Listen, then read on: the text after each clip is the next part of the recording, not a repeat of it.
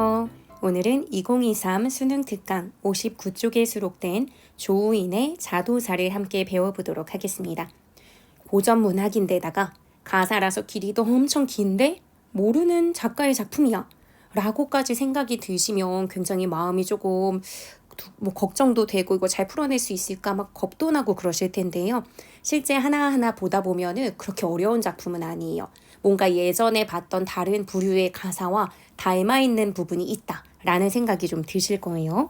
작품을 한번 같이 볼게요. 제목이 자도사라고 되어 있는데요. 이 자도사는 스스로 자신을 애도하는 노래라는 뜻이에요.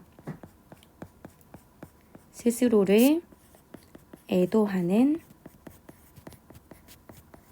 노래. 애도라는 건 뭔가 굉장히 좀 안타깝고 슬픈 일이 있을 때 그걸 슬퍼하는 그런 내용을 담은 거잖아요. 그럼 조우인이라는 사람한테 어떤 슬픈 일, 어떤 안타까운 일이 있을까? 라고 궁금하시다면 보기를 읽어주시면 돼요.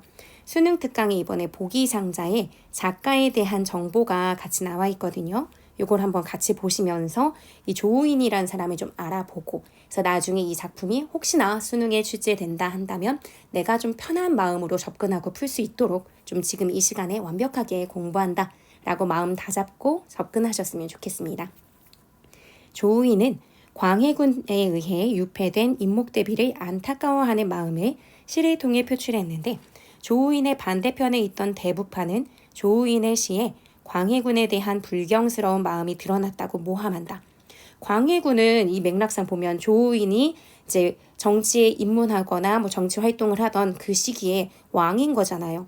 근데 왕에게 불경스러운 마음이라고 하면 이 당시에는 진짜 이거는 용서할 수 없는 죄란 말이에요. 근데 그런 식으로 모함을 했대요. 그러니까 그런 걸로 인해서 지금 3년 동안 옥에 갇히게 되는 옥고를 치르게 되는 경험을 하죠. 스스로 애도할 만하죠. 자도사는 이 시기에 지어진 것으로 추정된다 라고 얘기합니다. 그러면 여기 있는 내용이 바로 작품의 창작 배경이자 우리가 잘 모를 수도 있는 조우인에 대한 사람의 정보예요. 그러니까 작가에 대한 소개 그리고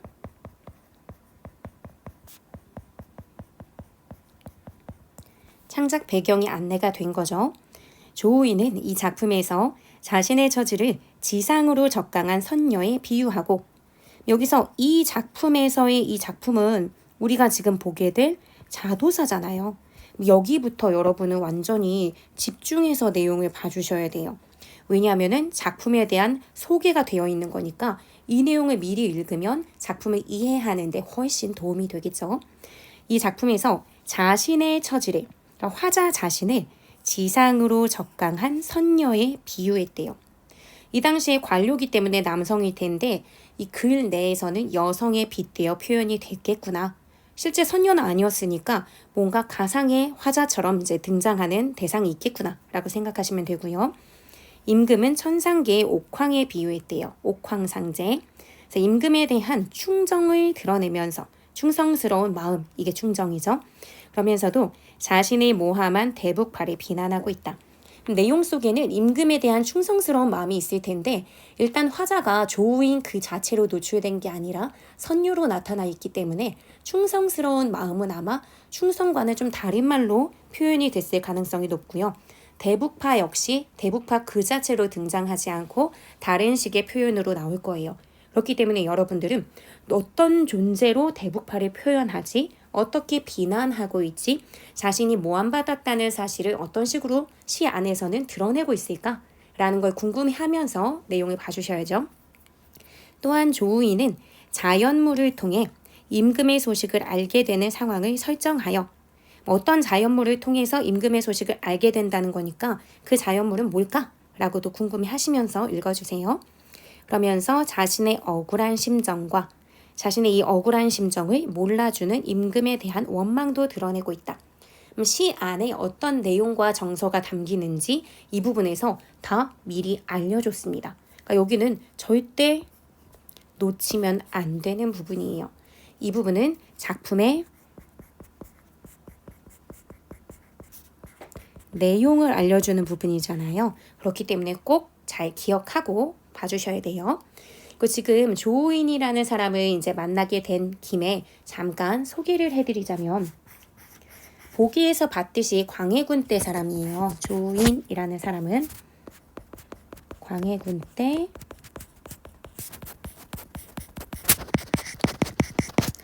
첫 벼슬을 하고요.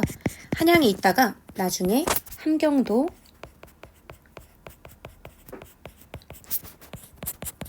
경성의 판관에 제수돼서 거기로 가요. 우리가 생각했을 땐 다 그냥 벼슬 마찬가지라고 볼 수도 있지만 서울 완전히 요직에 있다가 지방으로 좌천되는 느낌이 있으니까 거기에서 약간 좀 한번 좀 섭섭함이나 이런 게 드러날 수 있고요.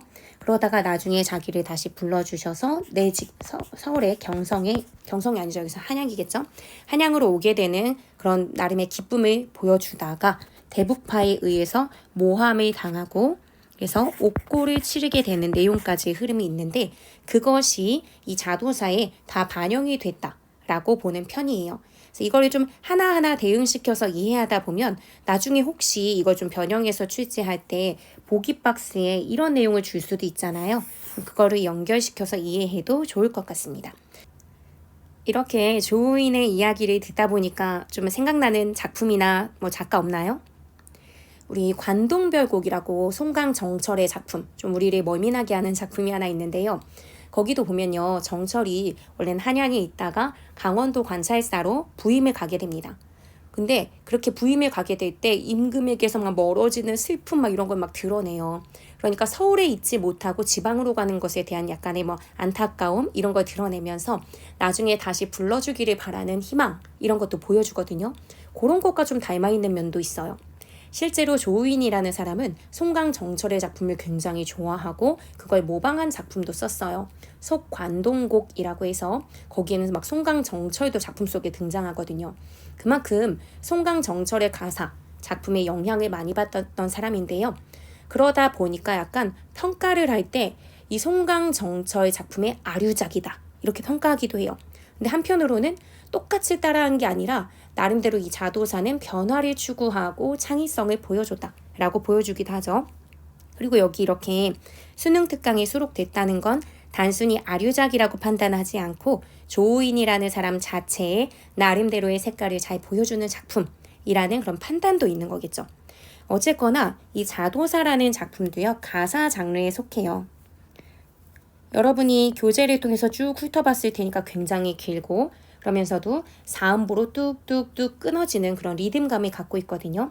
가사이면서도 보기에서 미리 봤듯이 충성스러운 신하의 마음을 드러낸 가사이기 때문에 충신 연주지사에 속합니다.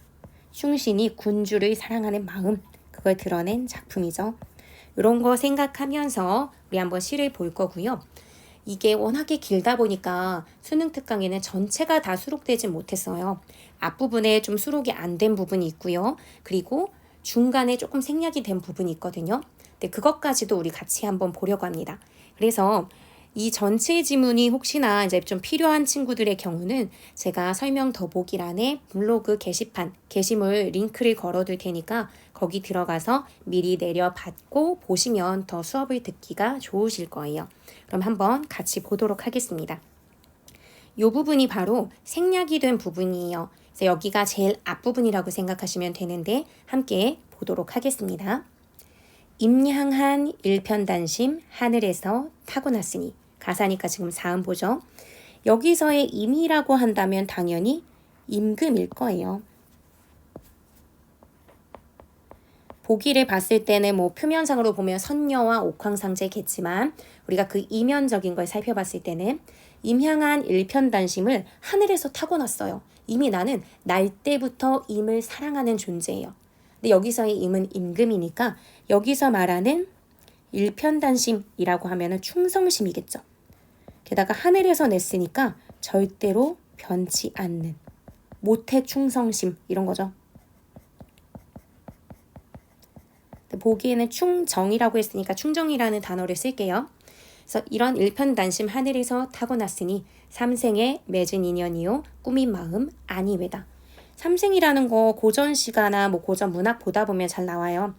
생이 세 개인 거예요. 전생이 하나 있고 내가 태어나기 전, 그리고 현생, 지금의 삶, 그리고 내가 죽었을 때 다시 뭔가로 다시 환생하게 되면 그때 태어나게 되는 게 내 생이거든요.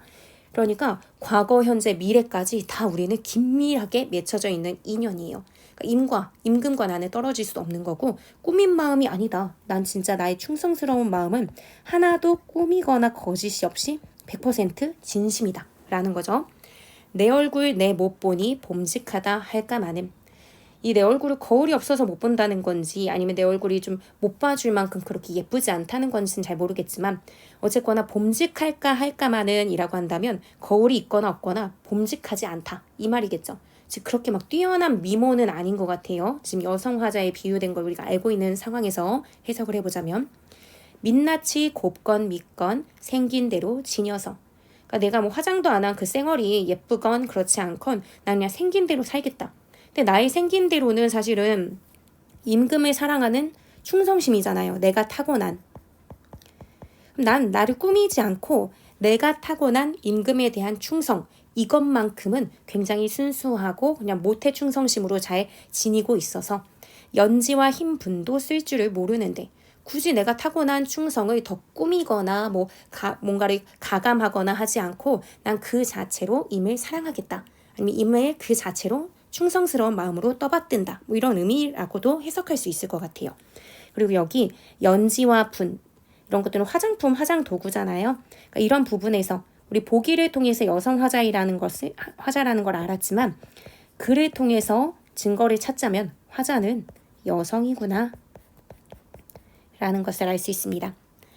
그러니까 이렇게 예쁘게 꾸밀 줄도 모르는데 단순 호치를 가졌노라 하오리까. 단순 호치는요. 고전 문학에서는 잘 나오는 말이니까 조금 기억을 해주시면 좋을 것 같아요. 아름다운 여인을 표현할 때 잘 쓰는 말인데요.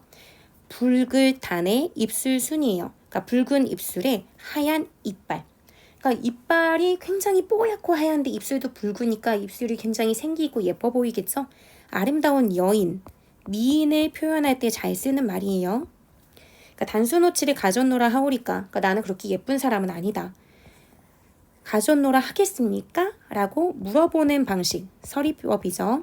서리법을 사용함으로써 나는 진짜로 여기 계속 그렇게 얘기하는데 나는 꾸민 사람이 아니다. 꾸민 마음도 아니고요. 난 그렇게 예쁘지도 않고요. 쌩얼이 예쁘거나 밉거나 그냥 난 그대로 잘 지니면서 산다. 즉 예쁘지 않다. 꾸밀 줄 모른다. 꾸밀 줄 모르지만 나는 모태 충성심을 가진 사람이야. 뭐 이런 거겠죠. 이임 만나 뵙고 섬길 일 생각하니 여기서의 임은 당연히 계속 같은 맥락으로 임금이겠죠. 그러니까 내가 그렇게 예쁘거나 막 꾸미거나 한 사람은 아니지만 그래도 내가 임금을 만나 뵙고 섬길 일, 같이 함께 할 일을 생각하니 홍안을 믿자 하니 고운 얼굴 얼마가며 조물주가 시기하니 임의 사랑 기약할까.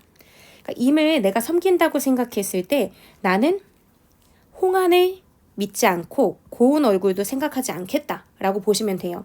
홍안도 붉고 생기 있고 발그레한 얼굴이라서 보통 미인이나 아니면 좀 굉장히 젊은 여성을 얘기할 때 많이 쓰고요. 고운 얼굴도 마찬가지거든요. 그러면 굉장히 예쁜 얼굴이나 믿고 고운 얼굴 생각하면 그게 얼마나 가겠어. 그건 나중에 조물주가 시기하니 임의 사랑 기약할까. 조물주가 시기를 하니까 임의 사랑을 계속해서 기약할 수 없어. 그러니까 여기서도 서리법이 지금 사용이 된 건데요. 그냥 예쁜 얼굴이나 믿고 그러면은 그냥 임의 사랑을 길게 기약하기 어렵다.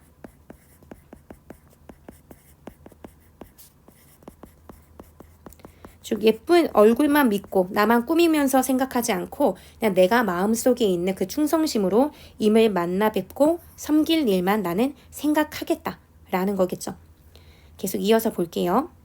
꽃다운 15세에 배운 일이 전혀 없어 부상의 명주시를 은하수에 씻어내어 하고 쭉 이어지는데 굉장히 어릴 때 15세에 배운 일, 다른 거 막 꾸미거나 뭐하거나 그런 거 없이 나는 순수하게 임을 사랑하는 마음으로 부상의 명주시를 은하수에 씻어냅니다. 부상이라고 하면은 동쪽 바다예요. 동쪽 바다. 해가 뜨는 동쪽 바다죠. 임을 향해서 옷을 지어줄 건데요. 그냥 옷감도 아니고요. 선녀잖아요. 그러니까 동쪽 바다 해 뜨는 그 아름다운 곳에서 온 그 명주실을 은하수라는 굉장히 깨끗하고도 아름다울 것 같은 물, 사실은 뭐 별이지만 어쨌든 이런 것을 씻어내요. 정성을 다해서 원앙무늬 배틀 위에, 쭉 볼게요. 원앙무늬 배틀 위에 봉황무늬 수놓으니. 그러니까 나 같은 경우에는요, 예쁜 얼굴 믿는 게 아니라 그냥 오로지 내 순수하고 꾸밈 없는 임금이나 뭐 임에 대한 사랑, 충성심, 이것만 가지고 어릴 때부터 모든 것은 다 그냥 임금에 대한 정성, 임에 대한 정성에 맞춰진 거예요. 그래서 다른 꾸미는 거나 뭐 이런 거 없이 그냥 굉장히 고급 실을 가져다가 이 아주 신비로운 은하수에 씻어서 원앙무늬 배틀 위에 봉황 무늬를 수놓으면서 너무나 아름답게 만드는 것, 이것 하나만 생각하는 거예요. 즉 나는 그냥 임금 바라기지 나를 꾸미거나 뭐 어떻게 하지 않는다는 거겠죠. 내 손에 가진 재주 용하다 할까마는 잘라서 옷 만들면 임의 몸을 감싸려니. 그러니까 내가 옷을 만들어서 임의 몸 감싸는 거, 요것만 생각하겠다. 내가 재주가 용하느니 어쩌느니 이런 거 다 생각하지 않고 그냥 내가 옷 만들면 임의 몸을 감싸주겠지? 뭐 이런 것에 더 나는 신경 쓰겠다라는 거겠죠. 잘라서 옷 만들면 임의 몸을 감싸려니. 그러니까 오로지 임금을 위한 정성스러운 마음만 있는 거예요. 임을 향한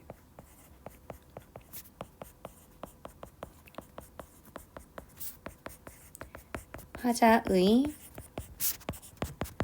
정성, 이게 보여지는 부분이죠.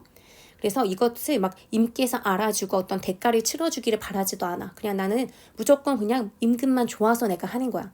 즉 임금은 모르셔도 나는 임을 믿어서, 임금이 나를 잘 몰라주셔도 나는 임금에 대한 신의, 뭐 이렇게 믿음 그리고 충성 이런 게 있어서 머지않아 좋은 때를 손꼽아 기다리니. 그러니까 언젠가는 날 불러주시겠지라고 하면서 해바라기 하듯이 임을 기다리는 거죠. 임과의 만남을 기다립니다. 규중의 세월은 물 흐르듯 지나간다. 그러니까 내가 어린 시절부터 나를 꾸미진 않았지만 임금에 대한 충성심으로 항상 언제 만날지 모르니 임금에게 멋진 옷을 만들어주는, 여기선 옷이지만 임금에게 곁에서 내가 바른 정치를 할 수 있도록 뭐 조언을 해주든 아니면 이렇게 조력자가 되든 나름대로 충성스러운 어떤 나의 마음에 다 바치든 이런 걸 하기 위해서 마음의 준비나 뭐 지적인 수양이나 이런 것은 계속 꾸준히 했다는 이야기겠죠. 그러면서 규중의 세월은 물 흐르듯 지나갑니다. 규중하면은 요것도 뭐 규중치루 쟁론기나 아니면 다른 작품에서도 잘 나오는 말인데요. 여인이 거처하는 방이죠. 그러니까 자신을 계속 여성 화자로 지금 빗대어 표현하면서 임과의 만남을 굉장히 지고지순하게 기다리는 거예요. 물 흐르듯 지나가는. 이거는 그냥 비유적인 표현 쓰고 있죠.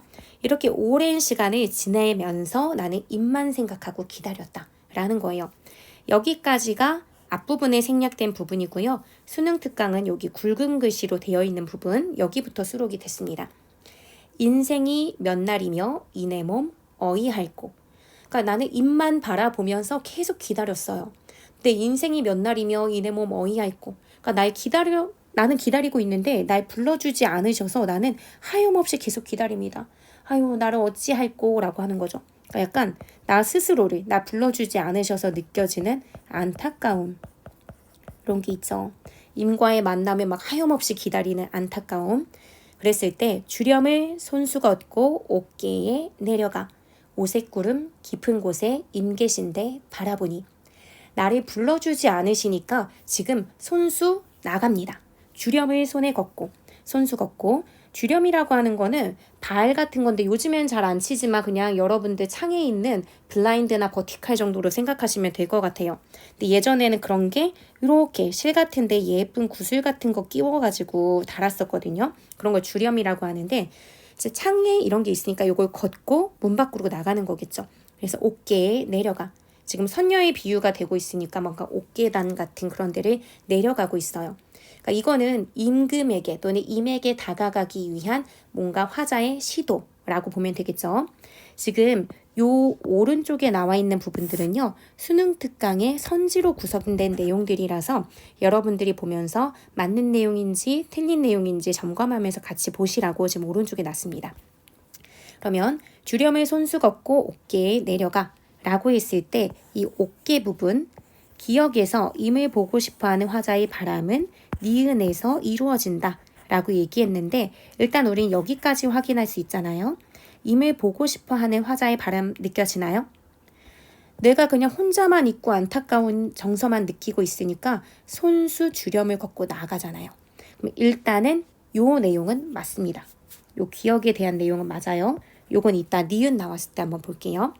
옥계에 내려가 오색구름 깊은 곳에 임 계신데 바라보니. 그러니까 옥계에 내려가면 이미 바로 있는 것도 아니에요. 오색구름 깊은 곳이니까 지금 내가 손 뻗어서 닿거나 한 그런 곳에 있지는 않지만 또 임 계신 곳이라도 내가 바라보고 싶은 마음이 있는 거죠. 이곳에서 바라보는 이 마음, 임금을 사랑하는 마음, 연군 지정이 느껴지죠. 그러니까 임을 보고 싶어하는 간절한 마음, 바람이 있는 거고요. 그래서 바라보고 있습니다. 이렇게 바라보니까 안개문, 구름창, 천리만리 가렸구나. 임을 보고 싶은데 안개문과 구름창이 다 가려버렸대요. 그럼 얘는 뭐겠어요? 임과 나 사이를 가로막는 장애물이겠죠? 임과 나 사이의 장애물. 이미 안 보인다는 얘기겠죠. 막 그립고 보고 싶고 해서 보려고 했는데 다 가렸어요. 그럼에도 불구하고 인연이 없지 않아 하늘이 아셨는가. 인연이 없는 것이 아니다 라고 한 거 보니까 인연이 있다는 거죠. 하늘이 아셨는가. 그러니까 하늘이 알았어요. 그래서 외로운 청란으로 광안궁 날아올라. 외로운 청란. 이거는 난세라고도 하는데 여기 청란이라고 하죠. 그러니까 뭐 약간 상서로운 새, 좋은 소식을 가져다 주는 그런 새라고 생각하시면 돼요. 그러니까 이거를 하늘이 아셨는지, 하늘이 보내줬는지, 아니면 이미 보내주셨는지 모르겠지만 어쨌든 광안궁으로 날아올라 듣고서 못 뵀던 임 첫낯에 잠깐 보니. 그러니까 나를 불러들여 주셨나 봐요. 임께서. 광안궁도 알아두시면 좋은데요. 고전문학에서 잘 나와요. 달나라에 있는 궁전인데 보통은 임금이 거처하는 궁궐을 얘기할 때 광안궁이라고 얘기해요. 즉 내가 어린 시절부터 임 곁에 가기 위해서 막 멋진 옷도 지으면서 내 마음의 준비를 하고 있었는데 드디어 그걸 하늘이 아셨는지 나를 불러들여 줬어요. 그래서 여기 앞부분에 기억에서 임을 보고 싶어하는 화자의 바람은 니은에서 임을 만나는 것으로 이루어진다 라고 했을 때 맞는 거죠. 지금 광안궁에 날아올라서 임을 만나게 되는 내용이 담겨져 있으니까 맞다 라고 볼 수 있습니다. 맞는 내용이에요. 그러면 여기도 한번 볼게요. 니은 디귿과 관련된 선지가 요건데 니은에서 화자는 임과의 재회를 기약하지 못한 채 니은으로 내려오는 것을 아쉬워한다. 지금 광안궁까지 갔는데 여기에서 이제 만난 거잖아요, 한번. 그랬는데 다시 또 만나는 게 재회라면 그걸 제대로 기약했는지 아닌지 확인하고 그 디귿으로 내려오고 있는지, 그래서 그걸 아쉬워하는지 이런 것도 확인하면서 봐야겠구나 라고 생각하시면 돼요. 외로운 청란으로 광안궁 날아올라 듣고서 못 뵀던 임 첫낯에 잠깐 뵈니. 어쨌든 잠깐 뵀어요. 근데 이거를 스치듯 안녕 잠깐 보고 헤어졌다는 건 아니고요. 사실상 이제 아까 조우인에 대해서 말씀드렸던 거 있었잖아요. 광해군 때 첫 벼슬을 했었는데 나중에 지방직으로 내려가게 됐다고 했죠. 그러니까 지방직 내려가기 전까지 벼슬해서 임금 곁에 머물렀던 시기라고 생각하시면 될 것 같아요. 그래서 이 부분은 그냥 시기를 참고해서 알아만 두시자면 광해군 때 첫 벼슬을 한 때를 표현했구나 라고 생각하시면 돼요. 듣고서 못 뵀던 임을 첫낯에 잠깐 뵈니 내 임이 이뿐이라. 나는 이분밖에 없어요. 오로지 내 임에 대한 충성으로 충신은 불사 이군, 두 명의 군주를 모실 수 없잖아요. 난 이 사람만의 충성스러운 신하야. 이런 걸 이제 보여주는 거죠. 유배지, 그러니까 옥에 갇혀서 썼다고 얘기했잖아요. 근데 얘의 충성을 의심하는 모함에 의해서 옥에 갇혔기 때문에 난 그렇지 않아 라는 걸 사실 입증해야겠죠. 그러니까 나는 정말 충성을 다 바치는 신하야 라는 걸 이 자도사에서 많이 보여줍니다. 그래서 내 이름이 이뿐이라 반갑기를 가늠할까? 가늠할 수 없다 이거죠. 그러니까 이것도 서리법을 통해서 엄청나게 반갑다. 너무나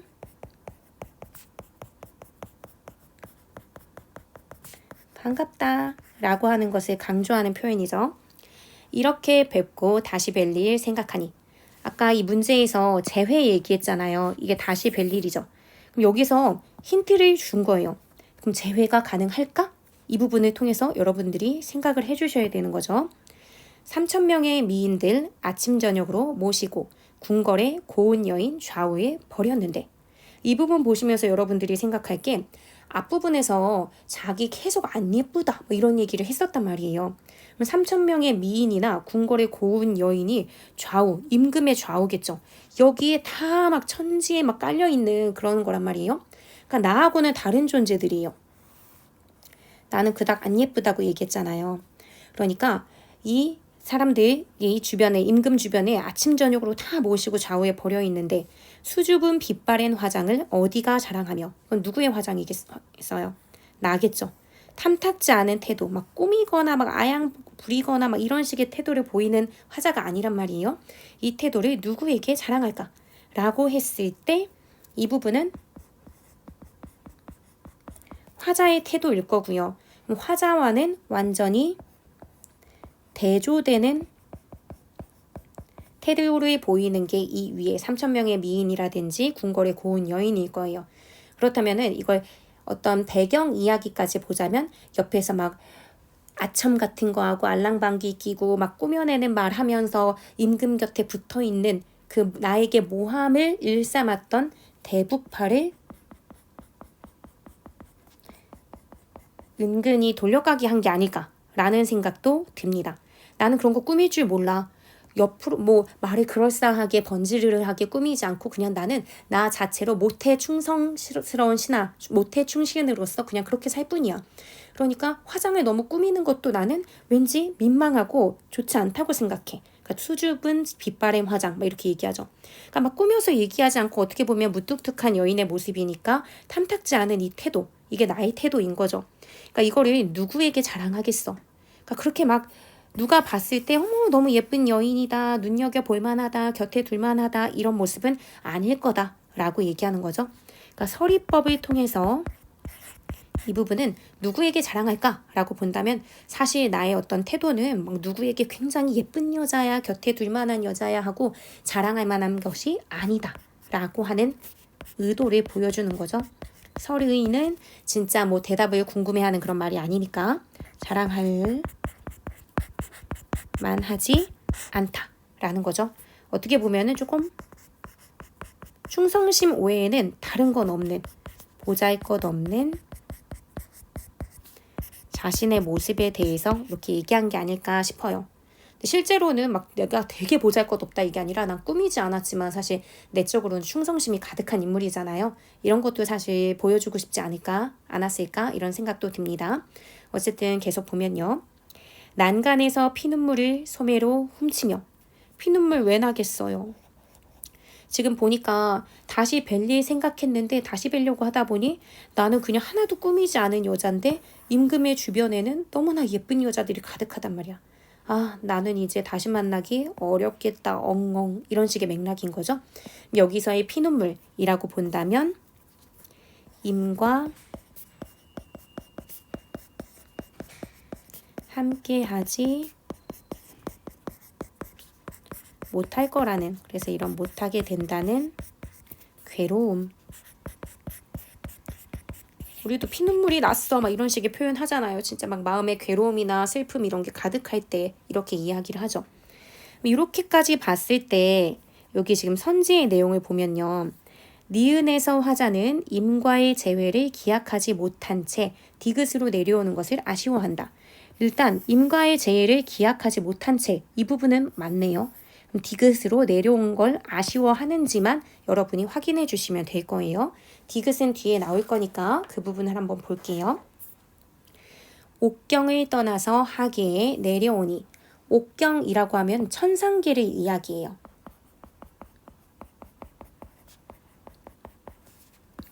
그러니까 임금이 계신 곳이겠죠. 옥경. 그러니까 여기서는 한양, 수도를 생각하면 될 거예요.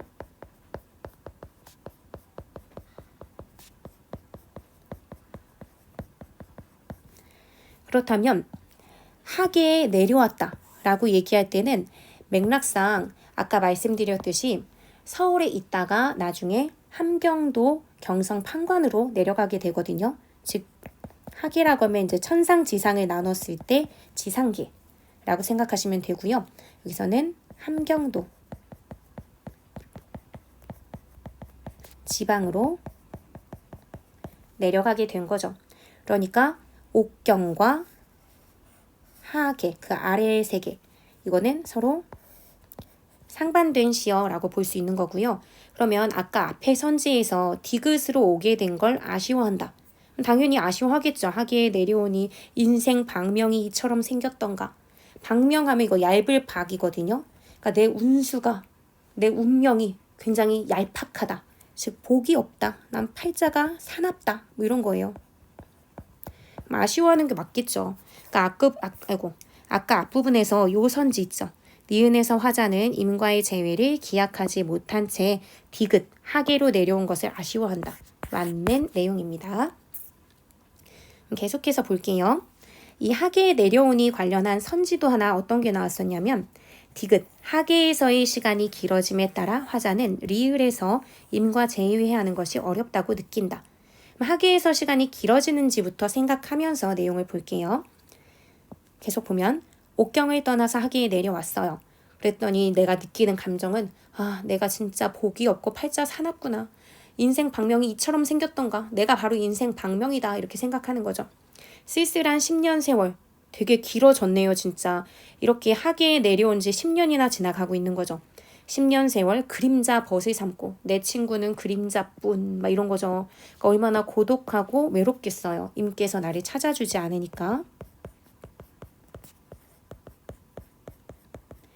그래서 아쉬운 마음에 혼자 하는 말이 임은 내 임이라 나를 어찌 버리시는가? 어떻게 나를 버리실 수 있지? 어찌 버리시는가? 라고 묻는 말 속에는 원망의 정서가 숨어 있죠. 보기에서도 원망의 마음이 있다고 얘기했는데 생각하시면 그 안이 불쌍한가? 불쌍하다는 얘기죠. 그러니까 여기도 서리법이 또 사용이 되고 있어요. 서리법이 이 시에선 굉장히 많이 사용이 되고 있는데 이렇게 하면서 난 정말 불쌍한 사람이야 막 이러는 거죠. 자신의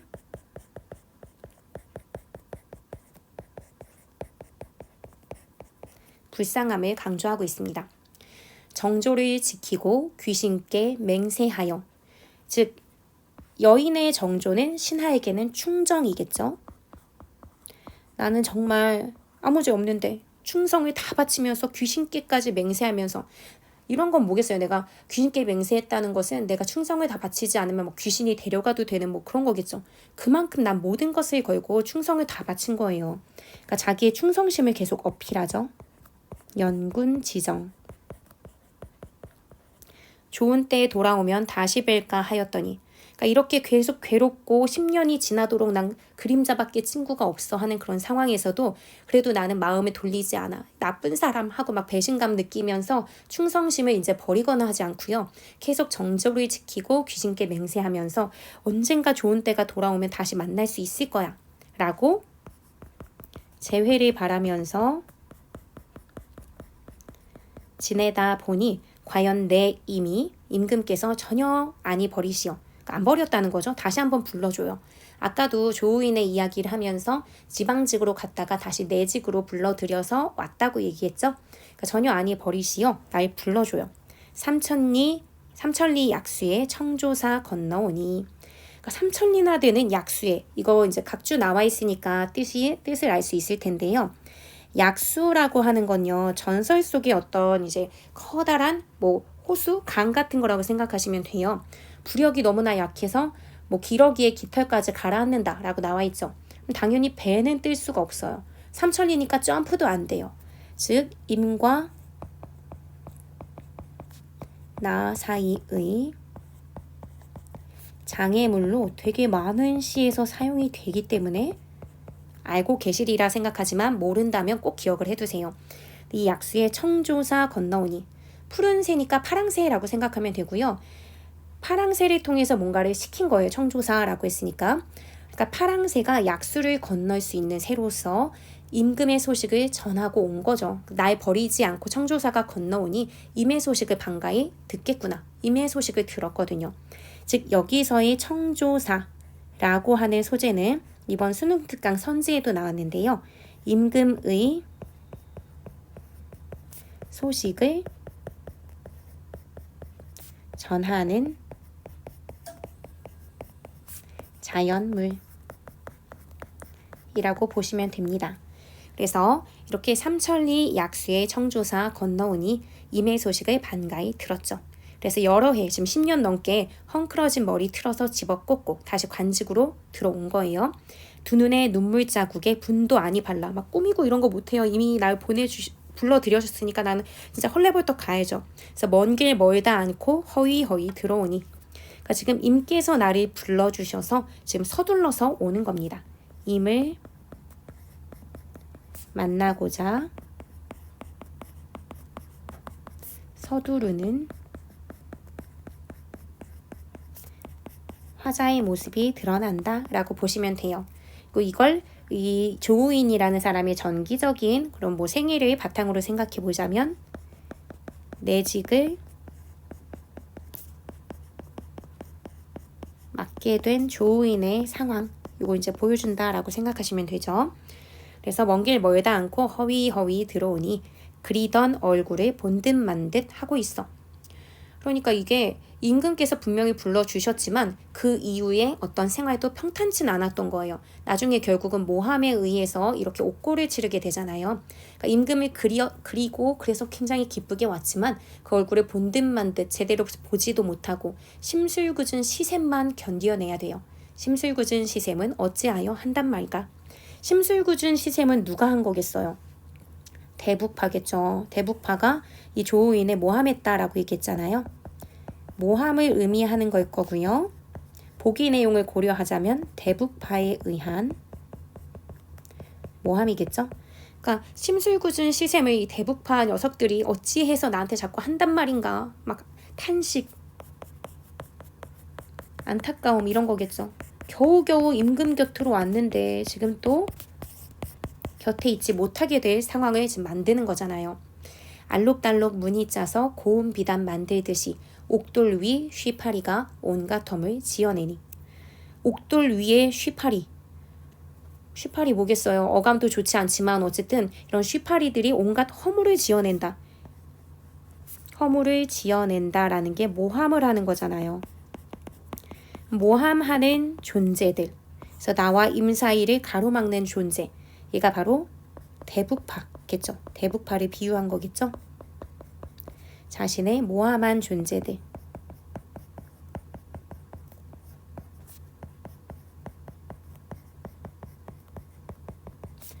간신들이라고 보면 될 거예요.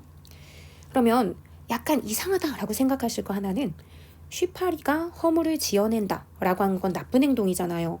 근데 그걸 수식한 표현이 알록달록 문이 짜서 고운 비단 만들듯이, 이것만 보면 굉장히 예쁜 표현 같단 말이에요.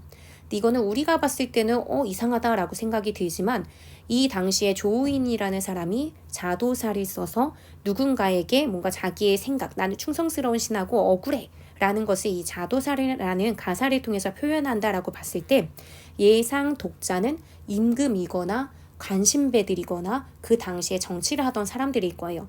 그 사람들은 대부분 중국의 서적을 굉장히 많이 읽어요. 시경이라든지 명심보감이라든지 이런 것들이요. 이거는 시경의 구절인데요. 시경의 구절에서 이렇게 고운 비단 만들듯이 겉으로는 번지르르 예쁘게 표현하지만 그 속은 그렇지 않다. 그래서 간사하게 남을 침해하는 자들을 풍자할 때 쓰는 구절이래요. 그러니까 요거는 그냥 참고로만 알아두시면 될 것 같아요. 간사하게 남을 헐뜯는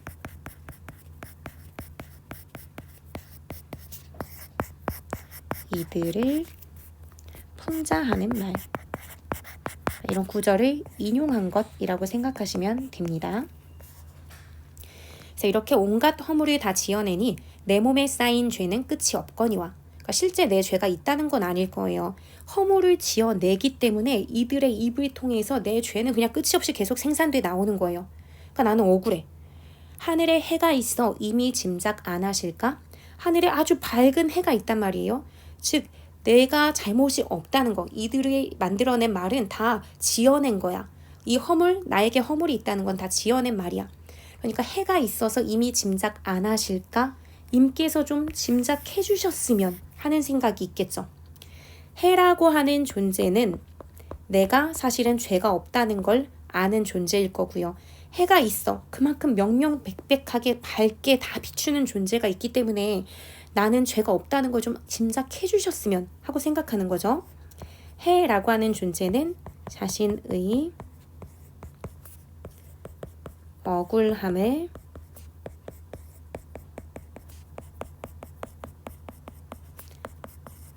밝혀줄 존재라고 생각하시면 돼요.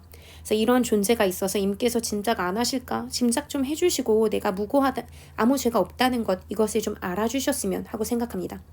그런데 사실 알아주지 않는 것 같죠? 왜냐면 그러니까 감옥에서 이걸 쓰고 있는 거잖아요. 그것일랑 던져두고, 내가 이렇게 바라는 마음 던져두고 서러운 뜻, 내가 임께 좀 섭섭하거나 서러운 뜻을 말하려니 하면서 이제 자신의 마음을 드러내는 표현이 나옵니다. 넘어갈게요. 100년 인생에 인의 임 만나보아 산과 바다에 맹세한 사랑의 첫 말씀 믿었더니. 그러니까 임께 약간 섭섭하니까 처음에 내가 군신 간의 어떤 관계를 맺을 때 우리가 믿음과 신의가 있었는데 그렇기 때문에 나는 무조건 당신에게 충성하려고 했는데 이런 마음이겠죠. 사랑의 첫 말씀이라고 한다면 임금 신하간의 믿음 같은 걸 거예요. 이렇게 나는 굳게 믿었는데 그래서 내 믿음은 변함이 없는데 그 사이 무슨 일로 이 맹세 버려두고, 이 맹세 버려둔 건 누구겠어요? 임금이겠죠. 맹세했는데 맹세 버려두면 나쁜 거잖아요. 그러니까 임금에 대한 원망이 좀 있는 거죠. 옷 같은 얼굴을 홀로 두고 그리는가? 옷 같은 얼굴은 임금의 얼굴이겠죠. 내 얼굴은 안 예쁘잖아요. 옷 같은 임금의 얼굴을 홀로 두고 그리는가? 이건 뭐겠어요? 나겠죠. 나는 홀로 두고 그리는가? 우리 분명히 쌍방 약속한 건데 내 믿음은 변치 않았지만 임금의 믿음은 변해서 나는 임금의 그 옷 같은 얼굴을 나 혼자만 보면서 그리워하고 있어요. 라는 거죠. 도대체 우리 그렇게 사랑의 첫 말씀 약속했는데 사랑이 실증 난 건가요? 그냥 내 운수가 박복, 운이 사나워서인가요? 막 이러면서 막 진짜 자기의 신세에 대한 안타까움도 잘 드러냅니다. 그래서 이 부분에서 임금에 대한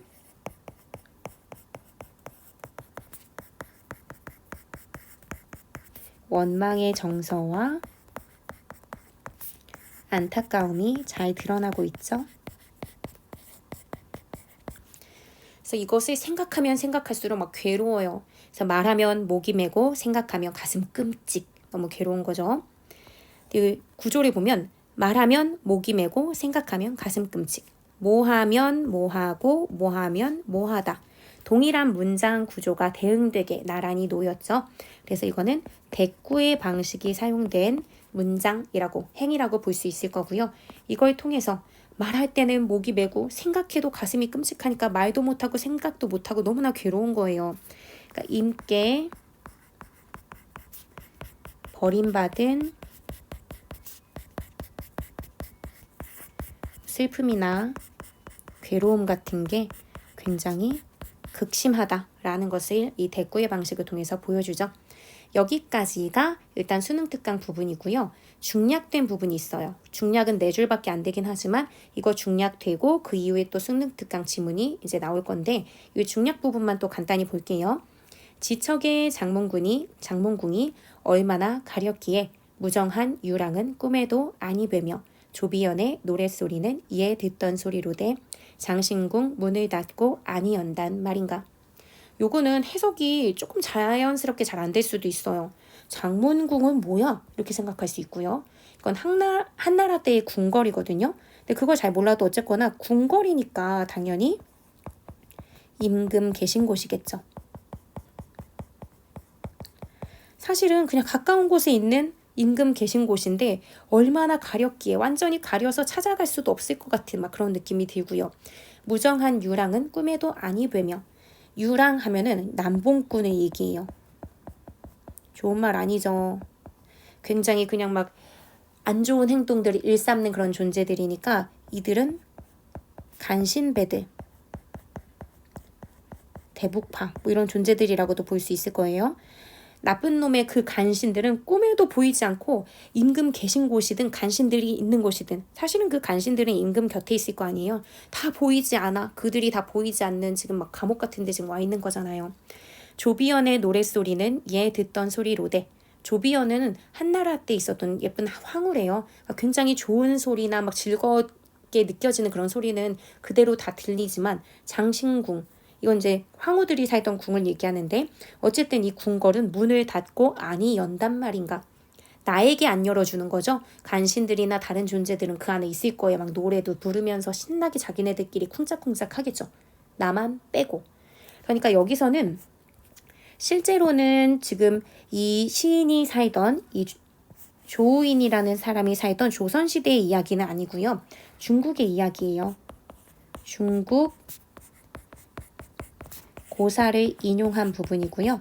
이걸 통해서 다른 이들은 거기에 다 있는데 나만 거기에 완전히 뭐가 가렸는지 가지도 못하고 그들끼리 뭐 즐겁거나 한 소리는 들리지만 나에겐 절대 열어주지 않은 채 완전 차단해버린 것을 막 굉장히 절절하게 느끼는 상황이라고 생각하시면 돼요. 그래서 중국의 고사를 인용하면서 임금과 함께하지 못하고 외로운 화자의 처지가 강조되는 효과가 있겠죠. 그래서 이거 참고로 알아두시고요. 그 다음은 다시 수능특강 교재에 나온 부분입니다. 풍상이 섞어치고 수많은 곳 떨어지니 여러 떨기 국화는 누구 위에 피었으며 천지가 얼어붙어 삭풍이 몹시 부니 하루를 볕에 쬐는데 열을 주의 어찌할까. 풍상하면은 이것도 시조 같은 데에 잘 나오는 말인데요. 바람풍의 설이 상이죠. 바람과 설이 하면 굉장히 추운 거예요. 이게 막 섞어서 치니까 수많은 꽃들이 떨어져 버려요. 그럼 당연히 꽃들에게는 얘네가 시련이겠죠. 얘네들이 섞어치면서 꽃이 떨어져 버립니다. 그리고 여러 떨기 국화는 보통 국화는 지조 있는 충신을 상징하는데 수많은 꽃이 떨어졌다 했으니까 이 꽃의 이미지하고도 겹쳐요. 그러니까 뭔가 지조 있는 충신이 시련을 겪고 있는 것 같죠? 이 충신은 누굴까요? 자기 자신을 얘기하려고 한 게 아닐까 싶어요. 누구 위에 피었으며 나는 임금을 위해서 피었는데 결국은 이렇게 막 떨어지려고 하고 있잖아요. 떨어지거나 천지가 얼어붙어 그러니까 굉장히 지금 혹독한 추위의 상황이고요. 삭풍이 몹시 부니 추운데 바람까지 불면 체감 온도가 막 더 낮아지잖아요. 그러니까 거센 추위를 얘기하는데 거센 바람 이것까지 몹시 부니 하루 볕에 쬐는데 겨우겨우 내가 잠깐 임금 곁에 왔다가 다시 뭐 내쫓기는 그런 상황하고 비슷할 수도 있고요. 잠깐 뭔가 따뜻한데 열을 추위 오랜 시간 추운 것은 어찌할까라고 하죠. 지금 이 부분에서 세모 표시한 것은 시련, 고난 이걸 의미한다 보시면 되고요. 여기에 드러난 상황은 충신으로 여겨지는 뭐 자기 같은 그런 존재가 막 툭툭툭 떨어지고 막 모함을 겪어야 되고 이런 어지러운 정치 현실을 잘 보여줍니다. 그러면서도 하루 겨우겨우 볕에 쬐는데 열을 추위 계속해서 이렇게 어지러운 추위 정치의 현실이 계속되는데 어찌하겠나 라고 서리법을 쓰면서 열을 추우니까 하루 볕에 쬐는데 아무 소용이 없겠죠. 즉 이걸 통해서 추위는 극복되기 어렵다 라고 하는 부정적인 현실 인식, 요게 좀 잘 보이죠. 여기서의 추위라고 하면은 화자에게 닥친 현실이라든지 아니면 좀 이렇게 어지러운 정치 현실이라든지 이런 거일 텐데 극복이 어렵다는 좀 부정적인 전망 이런 게 좀 있습니다. 계속해서 이어서 볼게요. 은침을 빼내어 오색실 꿰어놓고 임에 터진 옷을 깁고자 하건만은 나는 지금 굉장히 막 떨어지는 꽃 또는 떨어지려고 하는 꽃 굉장히 좀 심란하고 어지러운 상황이지만 그럼에도 불구하고 은으로 된 굉장히 고급지고 소중한 바늘을 꺼내어서 오색 실을 알록달록 예쁜 실을 다 끼워 넣어서 임에 터진 옷을 깁고자 하건만은 여기서의 임은 임금이잖아요. 그러니까 임금이 사실은 뭐 터진 옷 이런 옷 입겠어요? 그런 의미가 아니라 막 간신히 주변에 있고 막 위태로운 그런 상황이라면 내가 곁에 가서 어떻게 해주고 싶은 거겠죠. 근데 그것을 마치 여인이 자신의 뭐 난군을 위해서 옷을 뭐 수선하거나 하는 그런 장면으로 표현을 해줬으니까 자신을 내치거나 쫓아낸 그런 임이라도 나는 그를 위해서 뭔가를 하고 싶다는 마음을 보여주죠. 그러니까 임을 위한 정성, 화자의 정성. 이런 건 송강정철의 시에서도 잘 드러나요. 임을 위해서 옷을 짓거나 하는 거. 여기서도 비슷한 느낌이 있습니다. 어쨌든 이런 정성스러운 마음을 통해서 군주를 사랑하는 연군지정의 정서가 드러나죠. 그래서 나는 내가 좀 약간 혹독한 상황에 놓였어도 임에 대한 사랑을 놓지 않고 싶고 임을 위한 어떤 정성을 다 바치고 싶은데 천문 구중에 갈 길이 아득하니 지금 상황이 뭔가 여의치 않아요. 천문하면 문이 1000개예요. 그걸 다 통과해야 되고요. 구중하면 구중궁궐이라는 말도 쓰는데요. 구중 했을 때 이 구중은 9개 겹겹이 쌓은 담을 얘기해요. 문도 1000개고요. 담도 9개나 겹겹이 쌓았으니까 사실 진짜 넘어가기 어려운 상황이죠. 그러니까 임금을 향해서 가야 이런 것들을 해드릴 수 있을 텐데 그걸 못하는 거예요. 이것도 역시 임과 화자 사이의 장애물을 얘기하겠죠. 그래서 갈 길이 아득하다라고 이야기합니다. 문제를 보면요. 리을에 가기 위해서는 천문구중에 가기 위해서는 자물쇠로 미음을 닫고 세상과 단절하며 지내야 한다고 생각한다. 라고 있으니까 이건 나중에 미음이 나왔을 때 같이 봐야겠구나 라고 생각하시고 넘어가면 될 것 같아요. 어쨌든 천문구중에 갈 길이 아득하니 아녀자 깊은 정을 아녀자는 여기서 화자겠죠. 화자. 근데 화자 자신을 여인에 비유했구나 라는 것을 또 알 수 있고요. 화자는 여인이라는 거 알 수 있고 이렇게 나를 배척하셔도 임금을 뭔가 옷을 수선해드리든 뭘 하든 하면서 나의 어떤 마음을 표현하고 싶은 그 깊디 깊은 정 이것을 이미 언제 살피실까? 그 말은 뭐겠어요? 임께서 나를 별로 살펴주지 않으시는 거죠. 여기서의 정은 역시나 당신이 임금이라고 본다면 연군지정을 이야기하는 걸 거고요. 이걸 언제 살피실까? 살피지 않으실 것 같아 라는 생각이 있을 거예요. 어쨌든 전반적인 이런 서술 방식들을 봤을 때요. 임금에 대한